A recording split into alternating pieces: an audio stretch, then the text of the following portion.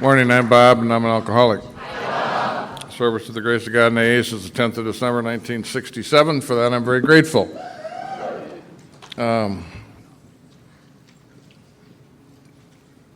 This is difficult for me for a couple of reasons. One is I woke up at 2:30 last night, awake, and I've been awake ever since. The other is Sandy has abandoned me, and this is now kind of like the curtain has been pulled back on the Wizard of Oz.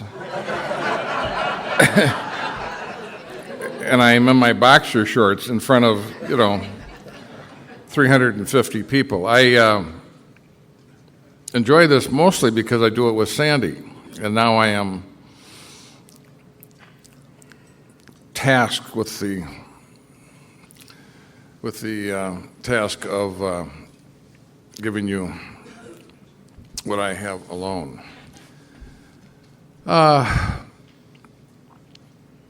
So we're going to talk about this. I think it's going to be really interesting. I'm really looking forward to what Sandy has to say about the 12 and 12. Sandy is one of the more informed people and more insightful about the 12 and 12 than almost anybody I know. The 12 and 12 is held in different regard in our fellowship as a whole, and with the more conservative members, they kind of feel like God wrote the big book, and Bill wrote the 12 and 12 in his garage. So they are held in different regard. We hold the big book as our basic text, and many of the people that are the most conservative seem like they keep wanting to go back to what their sense of what happened in Akron was, and most of what happened in Akron that was of great importance to our fellowship happened in the first 4 years before the big book was written. They didn't have a book. They didn't have 12 steps. They had, 6 steps. And the other thing I think that's important is that in Bill's story, he talks about when he's hospitalized, that he took all the steps in his hospital bed. He obviously didn't do any 12-step work. But if you read his story,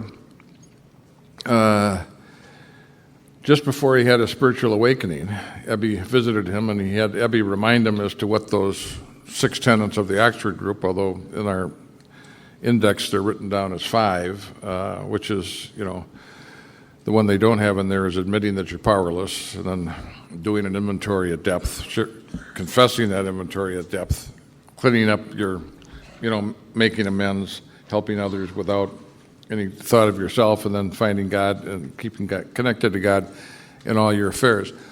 So Bill's in a hospital room just before he has his, spiritual awakening, and he fundamentally took the steps in his writing and looking backward.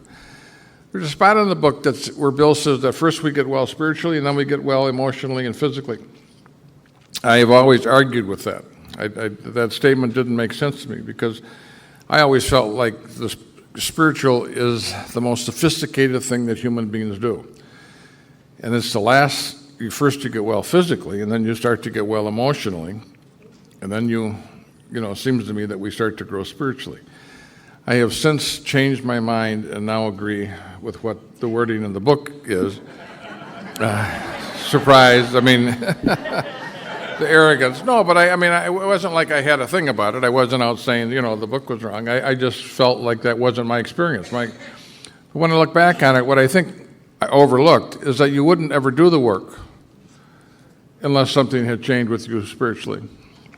You wouldn't be teachable. You wouldn't be at the meetings. You wouldn't be asking about the steps. You wouldn't be reading the book.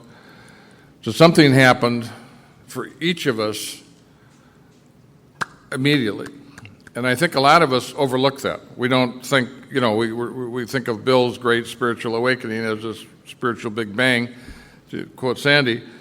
But most of us have had a pretty good-sized Big Bang, and we don't, for people who didn't want to go to AA, who came here only because we had a drinking problem, who came here because our pants were on fire and there were certain issues in our life that we needed to resolve, and when those got, that's what we expected to get out of Alcoholics Anonymous, and what most of us got was very different and much in excess of what we had hoped that we'd get when we walked in the front door.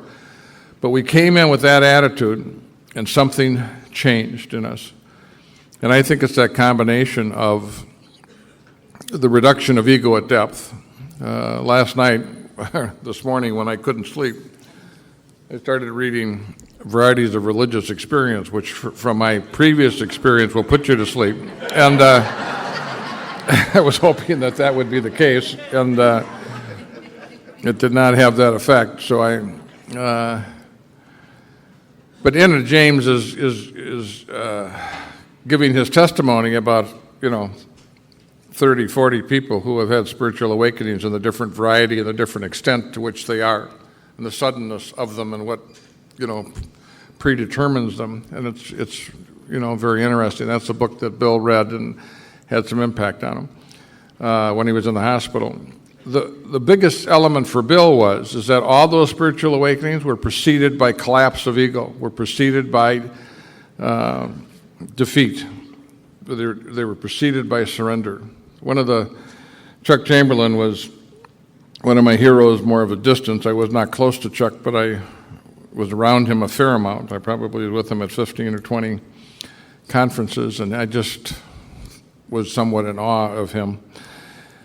And one time he was going to go to Atlanta to talk at the Peachtree Conference that Dr. Hunter, I'll think of it, Conway Hunter did.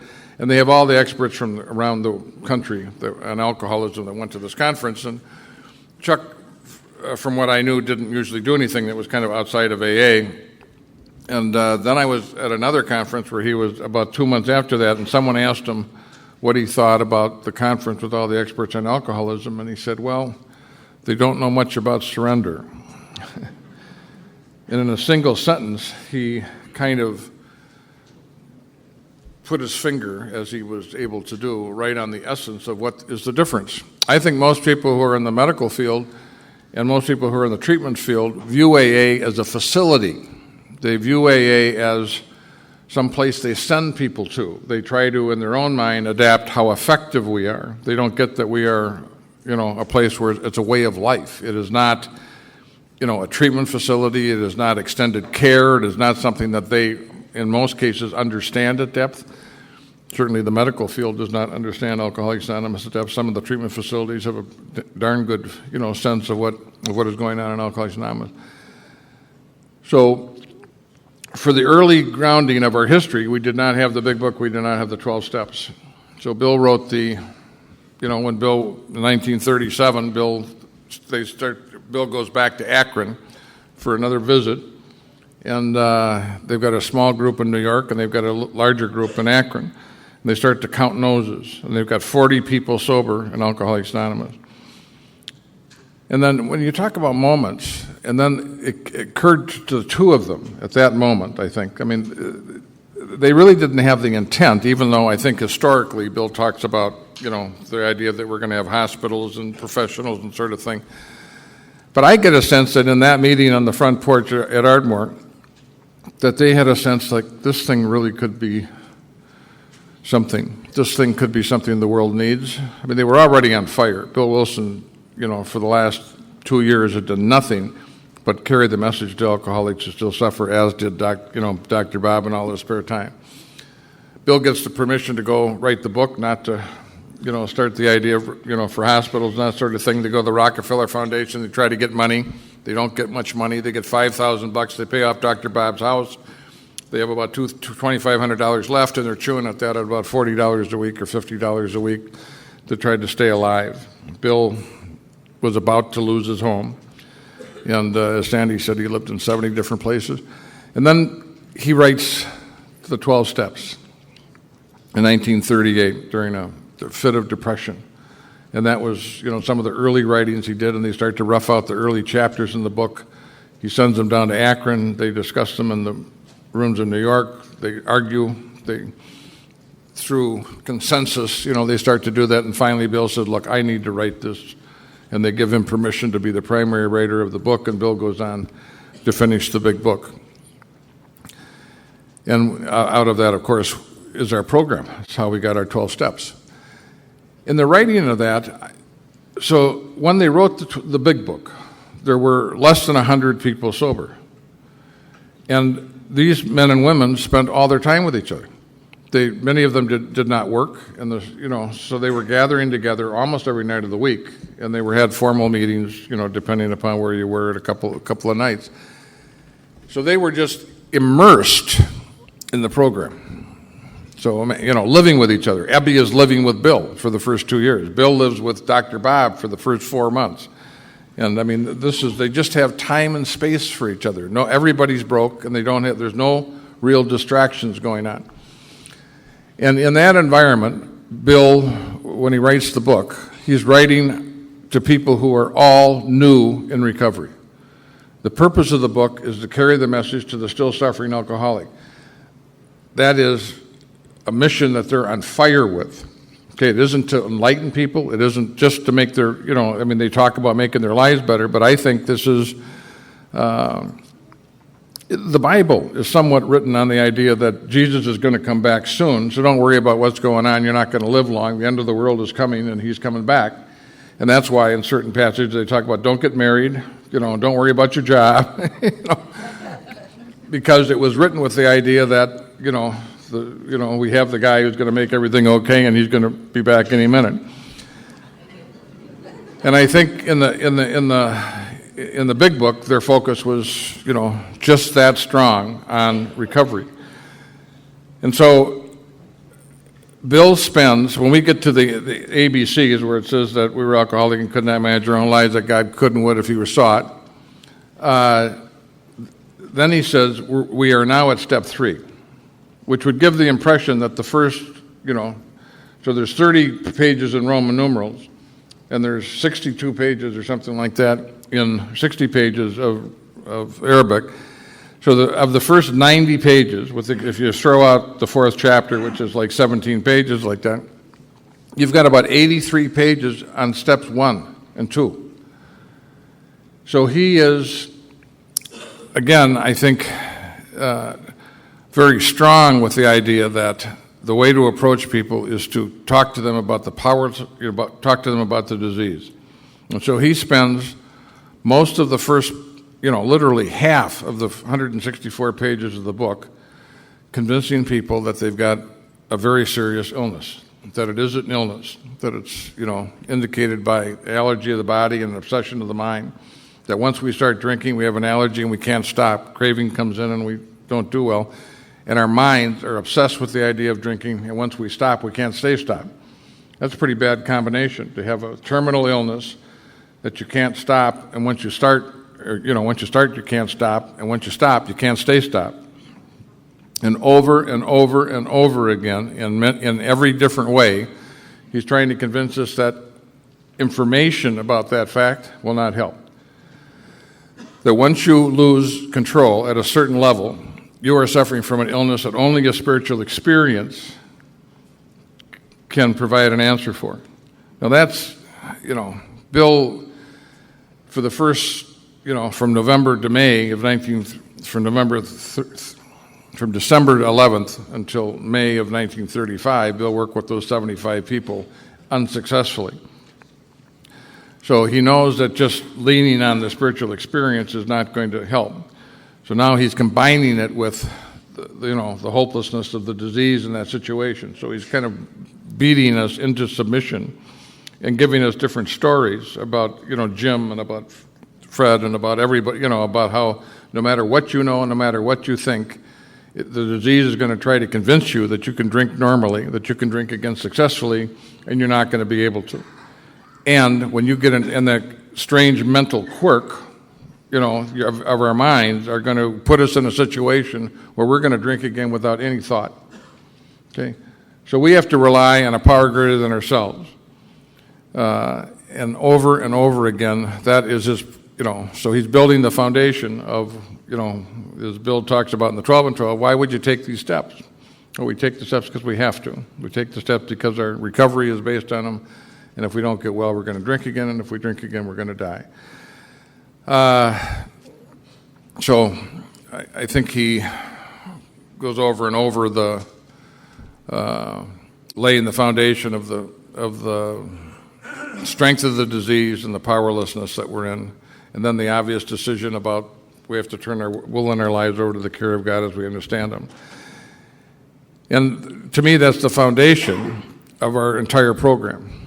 And today, I think, for those of us that have been recovered for a while, I think most of us assume that we always have those 3 steps in place.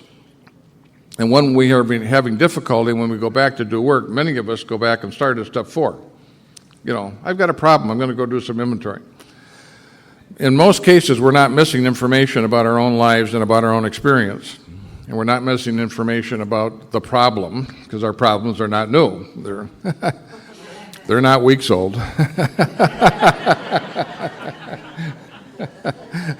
They're centuries old. But our mind tells us that we're going to get some information.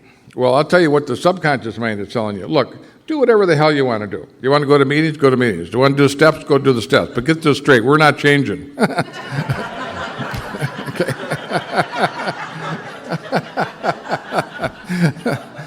I'll tell you, it's hopeless. I mean, it is.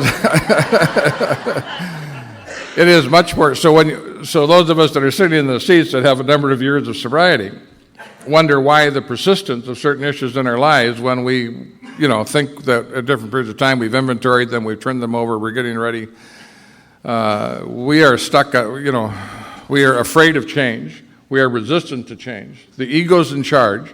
And the biggest problem that most of us have today with the program is we're trying to use a spiritual program in a psychological form. That we're bringing a knife to a gunfight. We are literally bringing our intellectual understanding and our psychological grounding. I mean, the religion of today is psychology. We're interested in feelings, how we think, what affects us, and emotions. Those are some of the dominant thoughts that keep going through our mind and causes persistent issues in our lives. And I'm saying today that what Bill is talking about in the book, the grounding, that most of us overlook, because if someone quickly asked you, do you think you're alcoholic? You say, oh, Mike, it's so obvious you wouldn't have to ask him. I mean, he looks like an alcoholic. If you did, I mean, there's not much doubt. If you look at Mike, you think, I'm not going to ask him. I'm just going to assume that he's not Al-Anon.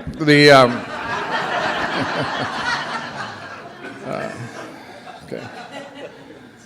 But I just want to draw some attention to the point that, myself included, when I ask myself about the first 3 steps, I think I've always got them in good shape. I think that I know that I'm powerless and my life's unmanageable. I do believe that God's going to restore me to sanity, and I've made a decision to turn my will and my life over to the care of God. But not effectively. I would not be having the issues that I was having in my life if I had really turned it over. If I really thought that God was my answer, I wouldn't be having my hands around the neck of the problem, trying to gather a little bit more information about it so that I could, get a tip and figure something out. And then if I could see what the answer was, and I agreed with it, and I decided to go, through with it, I'd try it. Okay? All right. And if we're wondering why we are sometimes still stuck in significant areas of our life, it's because we don't believe that we're powerless and unmanageable. We believe that we have now been given the tools that we are going to implement. And I mean, it's subtle. I'm not trying to, it isn't like we're looking for a quirk of nature. I'm just saying that the rock bottom bedding of our program is in 1, 2, and 3. Most significantly in 1. And most of us don't attend to that almost at all because we don't think it applies anymore. Because we know we're powerless. We know we're unmanageable. And yet, when we go to resolve something in the program, most of the time we're bringing intellect and psychology, not deep spirituality, not powerless, not like my ego is not collapsed. It is in charge. I'm a little vacuum cleaner looking for information and tips, and we're gonna solve this. So when you talk about why the effectiveness, so I think most people believe that the cure rate The success rate in Alcoholics Anonymous was unbelievably high in the early days. And I think that it was probably higher than we're seeing today without question.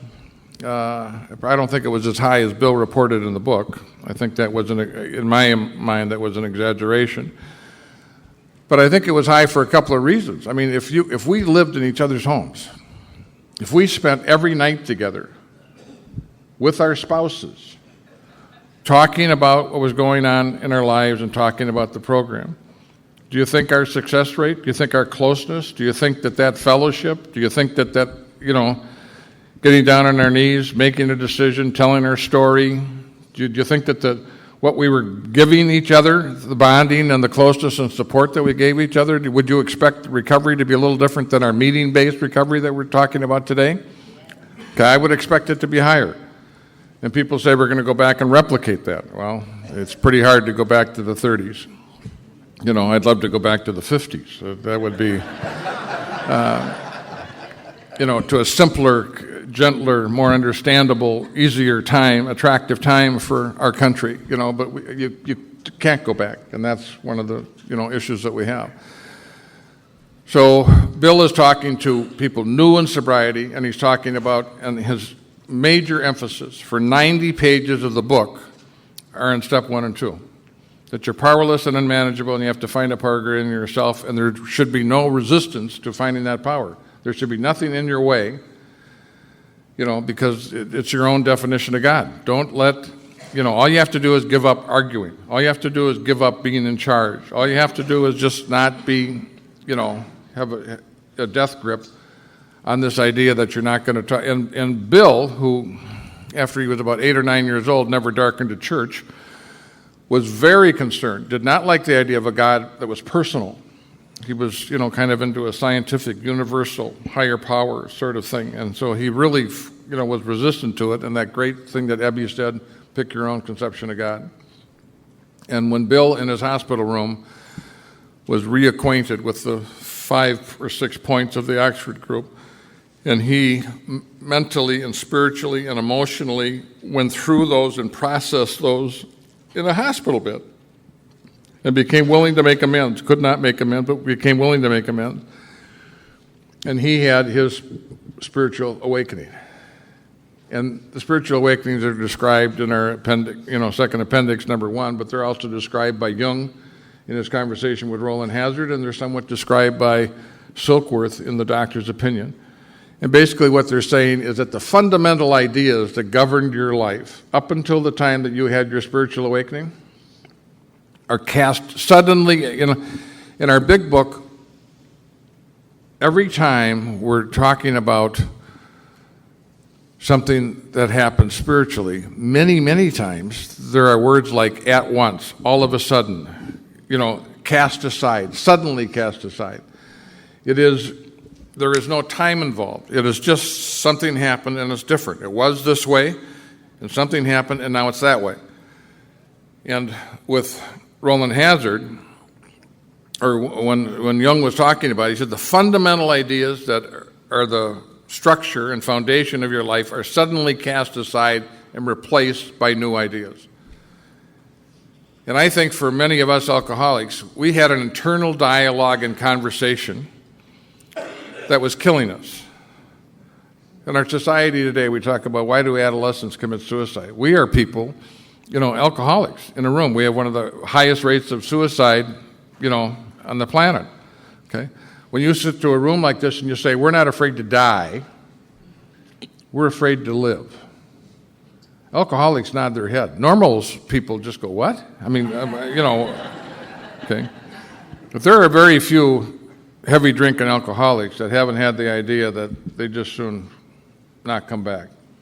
And so we nod our heads when we say that. The level of pain and that death would feel like a relief to us. And they do that. That's a heavy internal conversation that we bring to the program. And suddenly that conversation is in a cave, and it's a closed cave. It's in an egg. There is no entry point. There is no access to it. The access to that conversation is when the egg gets cracked open. The access to that conversation is in surrender.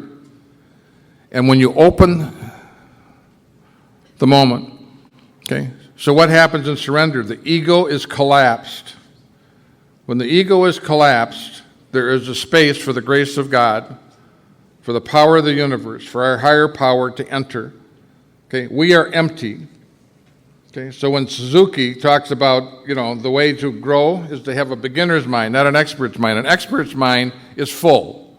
A beginner's mind is empty. Try to maintain the mind of a beginner. So when we surrender, no one's home. Okay? No, it is. I mean, when you talk about Rollo May, who is one of the kind of the next generation of the great psychologists, and he talks about unitive moments, and he talks about when you're walking in a forest, and all of a sudden you come to a glen, a clearing, and there's a pool, and you're surrounded by these towering trees, and all of a sudden you're just you're not there. You're in a clearing, and you're experiencing what we all experience when we're not there. You're experiencing God. That moment ends when you're aware of your watching it. Okay? So when you show back up, it ends. Okay? So in Bill's bed, when he's having the spiritual, when he's having the surrender experience, when all of a sudden his old ideas, which have been percolating through the couple of weeks before, since Ebby has talked to him, he's grinding these around. And drunk, he goes make a testimony at the actor group, and he's churning these, and all of a sudden they take hold, and he has this great experience. And when you talk about how do we know he had a spiritual experience, when he so I said Silkworth in his humility said, hang on to this, you're different. Silkworth could. What does Bill talk about when Ebby comes in his home? His eyes. He said there was something different about him. I mean, he noticed it he looked at him, and he said, this is what Sandy talked about last night. Why are you different? Okay? So Silkworth comes in, looks at Bill, and says, something's happened to you. Hang on to it. Okay? Why wouldn't you think that is the answer, which it was? The answer was to have a spiritual awakening. The answer was, with the change, no one has been effective since the beginning of time in talking to alcoholics. I'm just rereading the history of Marty Mann, who was just this extraordinary, powerful, effective, intelligent, beautiful woman who made just an enormous contribution to the Fellowship of Alcoholics Anonymous in a very human way. But no one thought alcoholism was a disease. Okay, including today. Many doctors think that it's a symptom. They think that it's a symptom of an underlying problem, and if they solve the underlying problem, okay. So when Alcoholics Anonymous came on some of the pamphlets that Brinkley Smithers and some of those people wrote was talking about direct treatment of a symptom. Now we think it's symptomatic also. We think that our bottles and our drinking were only a symbol of our alcoholism, only a symptom of our alcoholism. We think that we have to treat it completely, spiritually, that it's not just physical. I think one of the great miracles of the program of Alcoholics Anonymous is that Bill Wilson decided to treat alcoholics, not the disease of alcoholism. Had he had a medical model, had his focus been on the disease, we would not have had the program we have today. His focus was on the alcoholic, and as a result of his focus being on the alcoholic, he tailored everything that happened to the efficacy of that spiritual awakening and the change in the person's life. So then he went after the surrender. Okay, I'm powerless. I need to find a power. I make a decision to turn my will and my life over to the power. And then I need to find out what is wrong with my life. So the brilliance that he is now, he's doing what the Oxford group talks about. He's doing an inventory at depth. And in that inventory, he's going over what? The manifestations of self. And the common manifestations of self that he deals with in the book are resentments, fear, and sex. I didn't understand the depth of the fear one until I was sober 7 or 8 years. It just kind of escaped me. I did the amends on the resentment. Now, when you talk about spiritual awakening, so many of us sometimes say, I wonder if I've had a spiritual awakening. I think if you've done 4 through 9, you've had a spiritual awakening. Because by the time we get to 9, and I'll talk about that again in a moment, but you start out in the 4th step making a list of the people that you're sore at, making a list of the people that you resent. And they end up being the people that are on your 9-step list. Now, if someone would have told you when you were writing out a list of the people that you resented and thought that harmed you, that in a matter of a month or so, you were going to be going to them and making amends, okay? You would not have been able to intellectually digest that.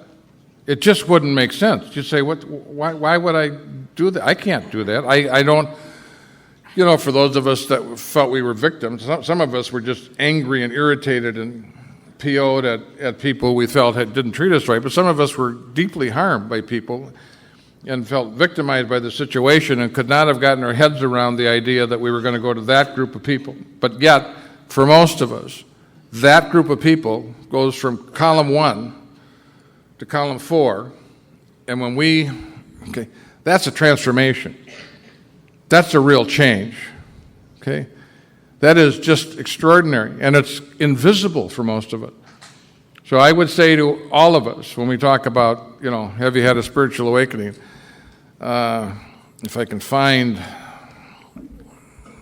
no, I won't go there right now, but if I find, there's a letter that Bill wrote to Mel Barger that is about spiritual awakening. And in the letter, he says, most people in the field and most ministers feel that this spiritual awakening is a really kind of specific sort of thing and kind of rare. And he said, I don't think it's rare at all. He said, I think all of us have the same experience. I had it suddenly. But he said, if you took the cumulative spiritual changes that have happened in your life over your, 30 years? Okay, pardon me? 25. If you took the spiritual changes that have happened in your life over 25 years and added them up and had that experience in 6 minutes like I had it, he said, you'd have a light in your room.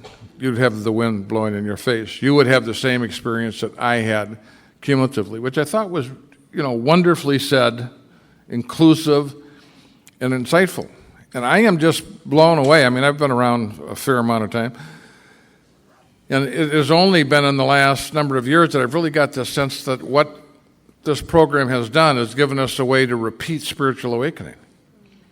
And I don't know where else in the world. I mean, you can go and get religious training. I mean, it happens at the Salvation Army. It happens in the Catholic Church. It happens in the Baptist. It happens in the Jewish faith.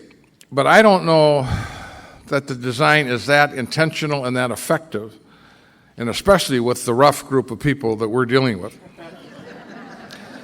And other people would make the statement that even with a spiritual awakening, we just get back to even, That as a group, we're still a little flawed. And MIT is not calling at our door every time to go through that. So in the wisdom that the Oxford group had and in the wisdom that Bill and Bob had, Bill is now having us find out what's not working in our lives. And we're doing an inventory. And the humility, and we're doing an inventory at a time that we have just surrendered. So there's almost nothing in our way to doing that inventory. Today, I think for many people, those inventories are far too psychological. I think in the old days, they were more concise. They had to do with family, work, and money, in effect. And I think some of those are going back to the playground. We've got 150 names, we just aren't quite as important as our mind is telling us in that process.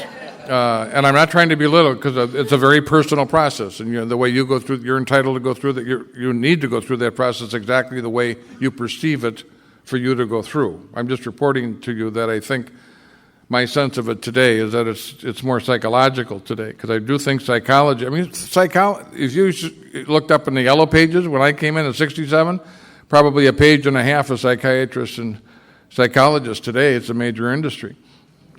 I mean, it is different today in a very significant way. And then we go through the confession, which is for most people, for a very difficult and different experience than they're going through. Again, this is the humbling in an effective, powerful way. You know, most outsiders come in and they, you know, and I see some women who feel dissed by the, disempowerment that they view in the program of Alcoholics Anonymous, that they think we're trying to take power away from them. Because I think women have more of an issue with that in our society because there's a sense they haven't been fairly treated and they've been disempowered. And all of a sudden they're in a fellowship that they're saying, you know, we want you to surrender and we want you to know that you're powerless. And, you know, I'm running into some of the younger women that, you know, that find that more difficult than I think some of the men find it. But the powerlessness that we're finding in the program is about being empowered. It is just recognizing that your lamp isn't plugged in the wall. It's not trying to say that you aren't, that there's something broken or you're not effective. We're saying plug the goddamn thing in. And, you know, and then, and once you plug it in, we're going to get your light bulb. And after a couple of years, you're going to turn it on. And a little time after that, you're going to find out it's a three-way bulb. But you don't, you know, you don't find that out. You don't find that out in the moment that you are in the program. You know, so I think that the great rite of passage for most of us is the fifth step. I think we underestimate, as time goes on, the power of the first three steps, because I think that that's the whole foundation of our program. And I think if we wonder why we're sitting in our seats and we don't feel like we quite have our hands on the knobs and dials that are changing our lives effectively, we know this stuff, but do we know it in a way that makes a difference? Do we know it in a way that we can implement? Do we know it in a way that we can change? Do we know it in a way that we can correct and get rid of? Because the process of finding God is a process of elimination. It's a process of removal, not a process of addition. Your mind wants to add. Your soul wants to subtract. We need to remove what's in the way. There's a knower. Thank you, John. There's a knower inside. If I were to draw a circle and say in this circle is everything there is to know, and then there's a slice of pie, that's what you know. Okay? There's another slice of pie, and that's what you don't know. Everything else in the pie is what you don't know and don't know you don't know. Thank you, Chris. Yep. Almost everything of great importance to us in the fellowship that we learn is what we don't know and don't know we don't know. You sit in a meeting and you hear something that just touches your soul, and your soul goes, oh yeah. I mean, it has never heard it before.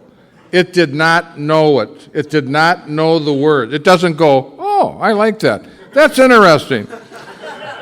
I agree with that. It doesn't do that. It just goes, oh yeah. I mean, and you're nowhere. You just know. And some of those things are deeply, profoundly, I mean, they're big thoughts and ideas that we have never had. We hear them for the first time, and we're home, and we know they're true. And that is what the conversation is in Alcoholics Anonymous. It is a God conversation. We go from an internal, psychological, ego-based, negative, toxic, fatal conversation, and we start to replace it with the common conversation in the rooms of Alcoholics Anonymous. We start by walking in and plugging our minds and setting our mind, kind of leaving our minds at the door. Not completely, because we're not able to, but mostly. And maybe for that hour during the day, we have a clarity that we've not had at any other time in that day, and then little by little we are able to take what happens in the meetings out into the world. And over a period of time, we're grounded in the program and God conversation. So when Chamberlain talks about you can either have a God-centered life and suffer the consequences, or you can have a self-centered life and suffer the consequences. And that's all of a sudden we start shifting from a self-centered conversation to a God-centered conversation, and it's invisible to us. So we do our fifth step, we go to 6 and 7, and there are 2 paragraphs in the book. Why are they 2 paragraphs in the book?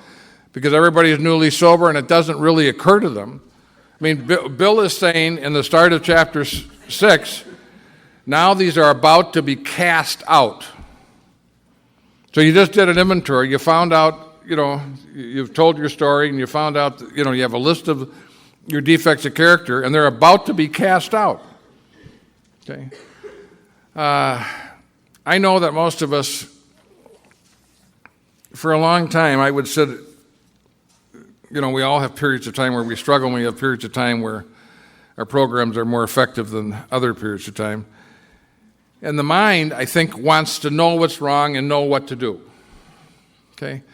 And the mind is just not who should be in charge in this spiritual process. And I want you to listen to the bottom, my favorite paragraph in the big book of Alcoholics Anonymous. Well, I'm going to read it right now because I think it has to do with step 6 and 7. At the bottom of page 84, it says, "And we have ceased fighting anything or anyone, even alcohol." And sometimes when I'm working with someone, I'll use, if it's sex or money or work, we'll put a different word in there. "For by this time sanity will return. We will seldom be interested in liquor. If tempted, we recoil as if from a hot flame. We react sanely and normally. We find that this has happened automatically." Does that sound like I did it?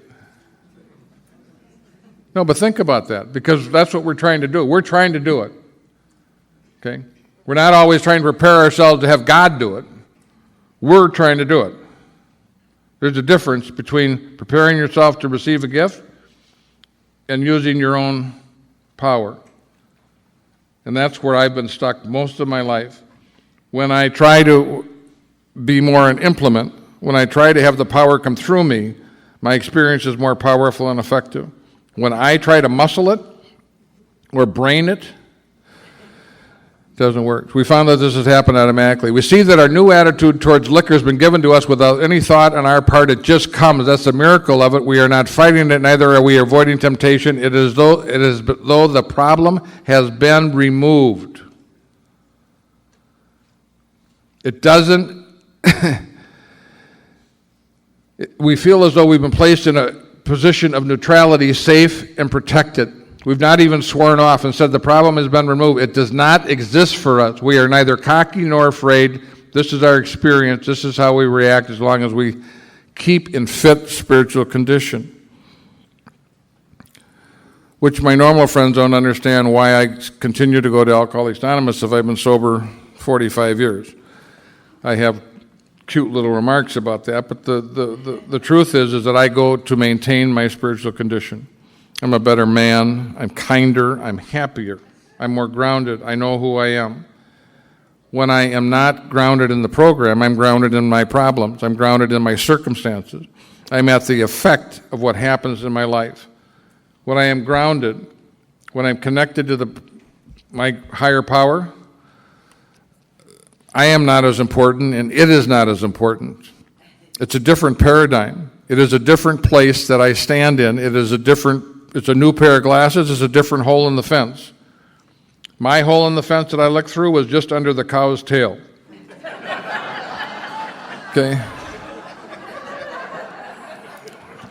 And I would have moved, except I had my chair there and my iced tea, and I had the umbrella, and I had a path kind of already through the weeds, cut through the problem. Okay. So I believe that after they recommended that they told their story in 4 and 5, I believe that 6 and 7, which I never fully appreciated until I was sober 7 years. My wife talks about her program. She thought they were filler steps. Because the brain goes, of course, am I entirely ready to have God and will be defect here? Sure.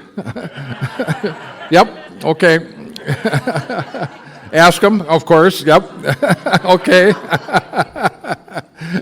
Why is the blow-up doll still in the garage? It is. I'm going to have a garage sale. I I don't know.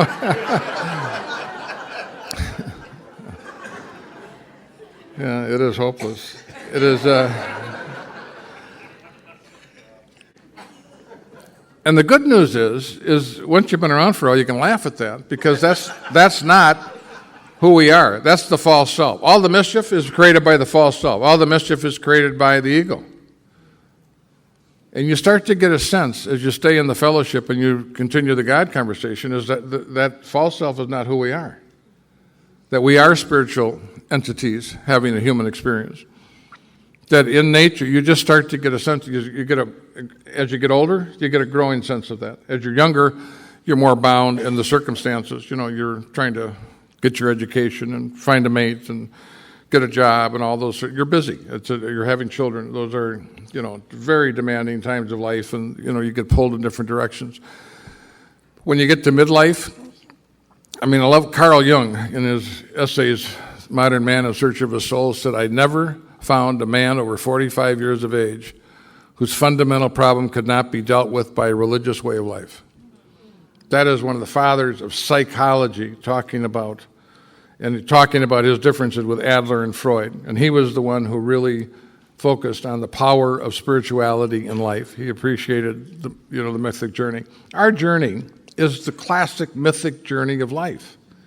It is the Iliad.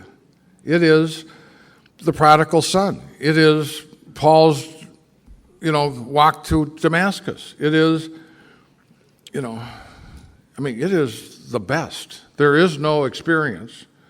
The grace that happens to those of us that have the disease of alcoholism is that we are broken down. We have a toxic situation, and I think we also, as Jung talked about it, we have this call. This sense that life is that it's not okay and I'm not okay. And somewhere along the line we find booze or drugs, and that's how we medicate, that's how we treat it, and that, for a while that works, and then our answer starts to become our problem.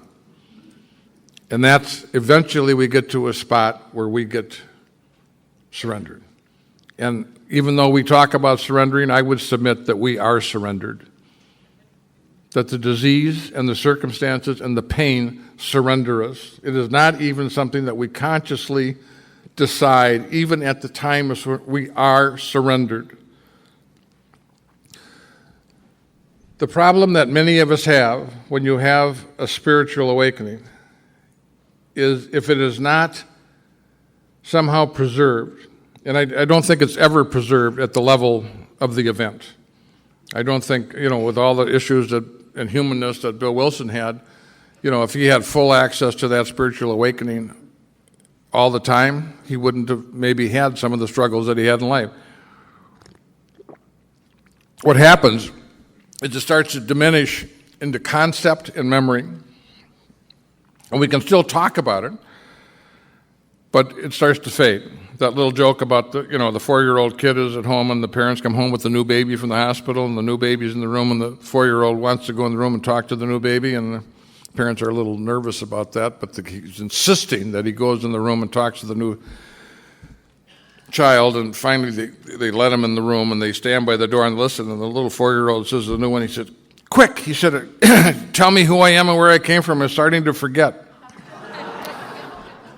And it is. And there is something when you look into an infant, there's something genetically built into us to protect infants as a human race. That is something that, for our maintenance of the species, that, but you look into the eyes of an infant, it's like looking at God. It is just, you're looking at the mystery of life. It is, you can just stare at, now we can't do that to ourselves. We have so diminished ourselves. Are we less than that infant? Are we any less wonderful, any less clean, any less perfect than that infant? But we don't have the delight at looking at ourselves because of what our mind has done to ourselves. I would like to think that in some ways we would restore ourselves. Maybe not to the giddy self-comfort that Dick has, but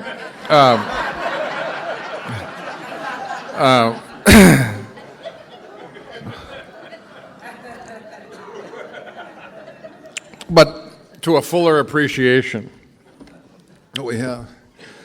So 6 and 7 were not, I don't think, as big a deal, because I think that they were, of course, I'm ready to have God remove defects of character. I humbly ask Him to remove our shortcomings.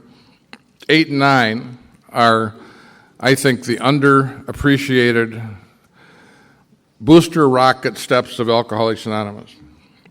You wonder why, people with some of the talent and ability that we have. We are not undersupplied people, okay? But we don't perform very well. We can do the extraordinary, we can't do the ordinary. We don't balance checkbooks, we can't keep jobs, can't stay married, car insurance is optional. We don't... IRS, file taxes, interesting. I that. And when people look at us and see the problems that we have in the area, I mean, they're just mystified by, you haven't filed in 17 years? How the hell did you, and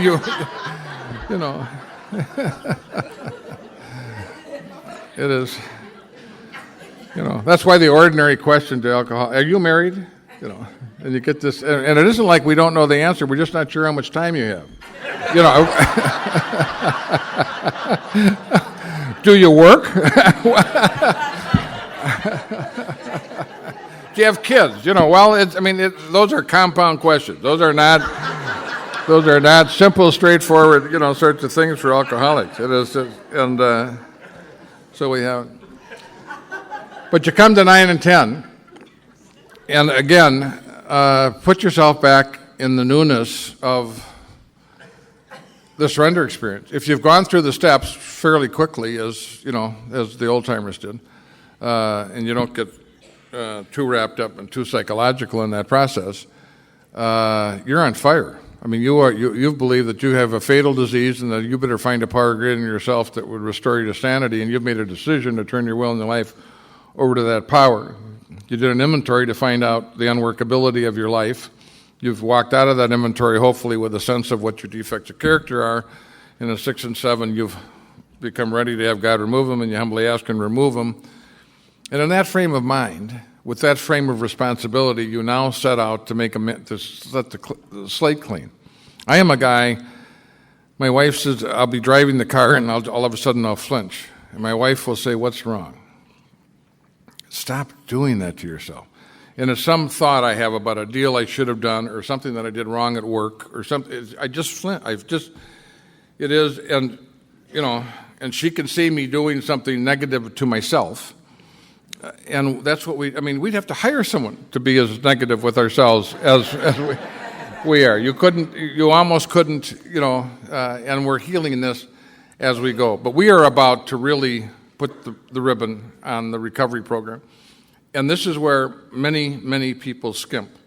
And they skimp because I don't have any money. How am I going to make amends? How do I pay back the money? They don't get the idea that if they're serious about this, even if they start at $5 a week or whatever it is, before they're halfway through, they don't. It isn't a matter of finishing. Once they get in it, the universe will start to cooperate.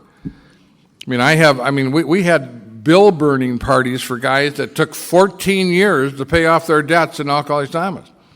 They sat down with their sponsor, they made arrangements, and they started making payments, and they paid $150 a month or whatever the hell they could afford. And as that got bigger and better, and they seriously took it on, their lives started to change. So this is a no-kidding program. This is the format for changing your life. This is the format for having a spiritual awakening. So now we've cleaned house. I don't have to walk down the street and cross the street so that I don't run into anybody. I don't have a fear of my creditors, which is a horrible sort of thing with the debt situation we have today in the world.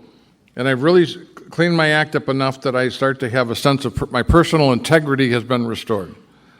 The sense of that, if I borrowed $2,000 from you, Mike, I got my income tax returns coming through, would you just lend me a couple of grand?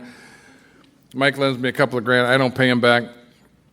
I've got to kind of change the meetings I go to because Mike's kind of a jerk. Mike's got a lot of money. He doesn't need the $2,000, and it's all.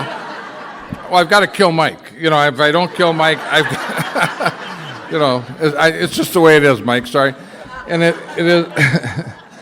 And every time, so 3 years later, Every time Mike comes around on the carousel of my mind, you can see my lights dim. I don't have one of those. I've got 20 of them. They're like little black holes that suck the energy out of your soul. And when we do 8 and 9, our integrity is returned. Our wholeness is restored. And that's, I believe, when you really start to see people, that's why you see people who have been in prison and who have had tough lives and have had horrible things happen to them. You look at them and they're home. They're okay. They're full. They're complete. They're not missing anything. And that's the wholeness that completes it. 8 and 9 are what completes that program. 10 allows us to continue to do that in a way that we don't fill the knapsack back up. We don't throw the rocks back in the sack that we've been carrying around, and it allows us to stay clean. And 11 continues to connect us with our higher power. And the process of our relationship with our higher power, which is ultimately the most important thing we have in the program, as I said, is a process of removal, not addition. So the things that have been stopping us from the full experience of that connection is our mind, is our thoughts, our thinking process is in our way. Our connection to the circumstances in our lives, the emotional way we respond to whatever happens in our lives. I used to feel like, and I think I was driving a team of 4 spirited horses through most of my life. And my life was trying to barely keep them in control as I had my hands on the reins. And now it's just a different sort of thing. I have a matched set of tamed horses. And the only horses, I am sometimes a horse's ass who is sitting on the wooden bench steering these 4 horses. But it isn't the turmoil. I am more at peace than I have ever been. It is a result of this process. And what it says is that I'm spiritually awakened. What happens to you when you're awake? You just start to see your life. Okay? In a spiritual sense, see it or be it. When you don't see it, you are it. When you didn't see your alcoholism, you were it. When you don't see your rage, you are it. When you start to see it, you raise it in your consciousness. When you raise it in your consciousness, you can start to direct your intention and attention towards it and bring the grace of God in that process. I don't know how you could find a better process. I think the difference, so all I've done is talk briefly about the steps, but I think the steps in the big book were written to people very early in sobriety or still drinking, although I think the book assumes that we're sober. That very early in sobriety, and it is our text. It is describing our methodology. And it is as true and as powerful today. I think there are more forces that are trying to say it's old-fashioned, it's religious, it's powerfully spiritual, but it's not religious. I think we have to be careful about being too dogmatic.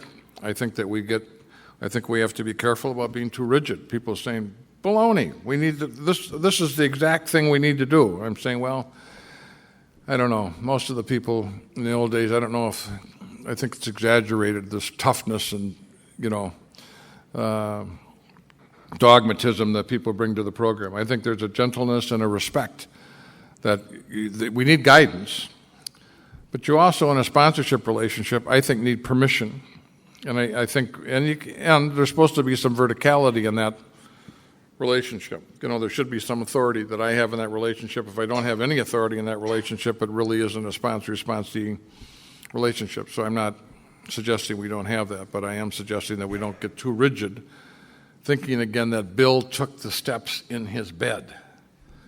Thinking again that we go back, that people took the steps quickly and more simply, I think, in the old days than we do them today. And if you've had that change of heart, that's a great process to go through, and you'll keep going through it. And as you keep going through the steps, they will deepen, and they will become part of the fabric, automatic fabric of your life. They will be the things that you practice in all your affairs. And if you do the steps, your heart will open. If your heart opens, you will be helping people. You will go from being a taker to being a giver. You will start to see, how do we, as I tell the people I sponsor, you see those shadows out there? Those are people.